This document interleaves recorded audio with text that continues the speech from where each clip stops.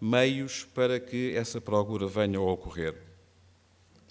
Do ponto de vista da solidez, damos as boas-vindas ao fim do mecanismo de alisamento. Desde a primeira hora fomos contra, não que ele seja um mecanismo financeiramente penalizante, que ele acaba por ser neutro, mas pelos riscos, inclusive para os consumidores, que traz. Isto é, o mecanismo de alisamento, ao fazer o alisamento no muito longo prazo, está a pressupor um conjunto de quantidades que nenhum de nós controla, nem percebe o que é que vai acontecer no futuro. E isto pode trazer potencialmente um peso dramático para os consumidores futuros que podem não ter as condições para pagar o acesso à rede que nós temos hoje. E isso é um problema complicado, numa perspectiva em que, como já mostrei antes, a volatilidade dos consumos vai aumentar. Portanto, damos as boas-vindas ao fim do alisamento, achamos muito positivo. Gostávamos de ver a remuneração do investimento em curso ponderada não como todo o investimento, mas pelo menos para as decisões de investimento, onde por necessidade de redução do custo global dos investimentos, seja possível criar um procedimento de compras sustentado que conduza a menos custos no fim dos investimentos todos feitos, portanto, otimização. Gostávamos também de termos investidores que haja, digamos, uma perspectiva, pelo menos de médio prazo, sobre o modelo de definição da taxa de retorno sobre os ativos e também gostávamos que, se fosse dado um sinal, estamos de acordo, nós na área do gás sofremos das vantagens e desvantagens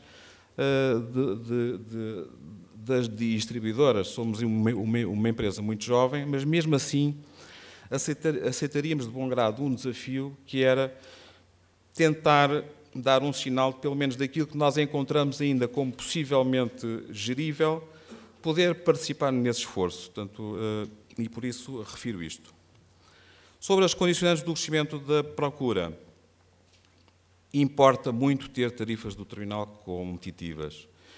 Isto acho que foi plenamente conseguido pelas medidas que estão propostas pela ERSE. Há ainda questões que devem ser desenvolvidas, nomeadamente como é que a estrutura tarifária do terminal vai ser organizada para que os agentes que têm poucos navios por ano possam ter um preço que seja realmente competitivo. Isto é uma grandíssima barreira que existe neste momento, está a forçar muita gente a vir por tubo porque não pode entrar no terminal e consideramos que isso é, de facto, algo que pode ser melhorado e eu dou os parabéns à ERSE por ter acomodado isto na proposta de alteração regulamentar que achamos do maior interesse para o país e para as infraestruturas. Como disse, temos o maior interesse que haja a maior sustentabilidade possível dos investimentos que estão feitos e estamos a fazer.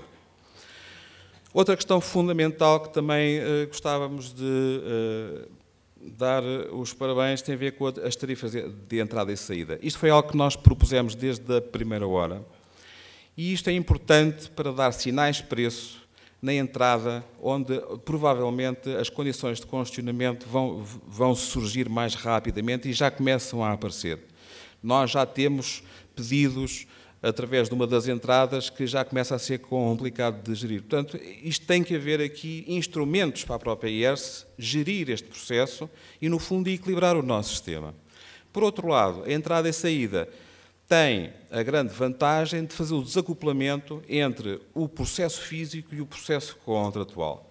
Isto permite aos agentes uma maior liberdade nas trocas, em encontrarem-se dentro do sistema sem terem que interferir com as suas condições de entrada ou de saída e vai, com certeza, fomentar mais a tal porta ou a formação da porta que nós queremos que venha a ocorrer com brevidade. O que também gostávamos era que isto aparecesse acoplado à possibilidade de contratação de capacidade. Isto está aqui com uma cruzinha, mas, contudo, ela existe. A ERSE entendeu que, sempre que houvesse um congestionamento, o mecanismo de gestão de congestionamentos recorreria a um processo de leilão para se adquirirem direitos de acesso. No fundo, isso acaba por ser um contrato. O que nós propomos é que, para além disso, se dê oportunidade aos agentes de se protegerem no tal processo logístico para que haja um contrato de fundo com que eles possam contar. Eu dou um exemplo. Hoje paga-se o que se consome.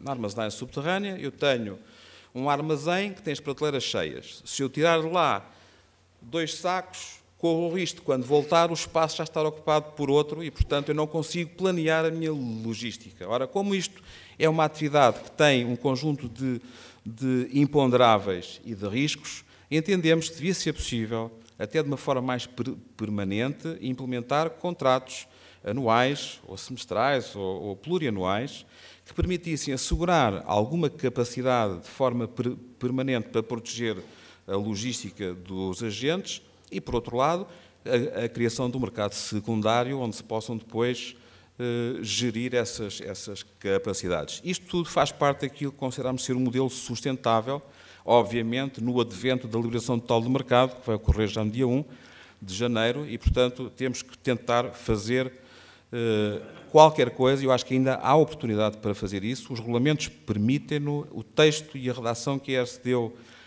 é suficientemente flexível para acomodar grande parte daquilo que acabámos de dizer agora.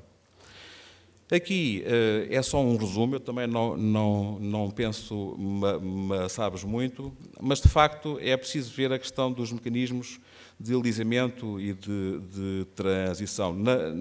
Na gasodutos, portanto, estamos também de acordo, é preciso que as situações sejam financeiramente neutras. E para isso era importante que, digamos, aquilo que está vertido no processo de alisamento, reparem que o processo de alisamento pode ser a 3 anos, a 30, ou a 60 ou a 1000 anos. Ele é financeiramente neutro. E, portanto, podíamos tentar arranjar um processo de transição que também o fosse de uma forma mais clara. Também não esmaço muito. Sobre as tarifas do